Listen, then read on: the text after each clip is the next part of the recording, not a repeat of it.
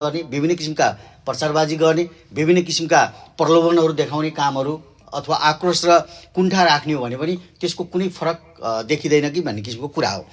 अब हिजोको गतिविधिलाई नजिकबाट नियालेर अझ हेर्ने हो भने ठुला राजनीतिक दल, प्रमुख दलका नेताहरूको प्रतिक्रिया चाहिँ पूर्व राजाले चाहिँ जुन कार्य गर्दै हुनुहुन्छ त्यो गलत हो।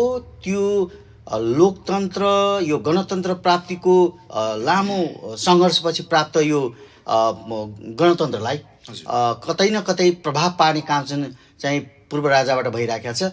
यसप्रति चाहिँ पूर्व राजा चाहिँ सचेत हुनुपर्छ। यो गलत हो। तपाईँलाई इच्छा छ भने तपाईँ मताधिकार प्राप्त गरेर चाहिँ आउनुहोस् भन्ने किसिमका उहाँहरूका वक्तव्यहरू सुनियो कि तपाईँको सुदूरपश्चिममा रहेका प्रधानमन्त्री केपी शर्मा ओलीको कुरा पनि त्यही सुनियो।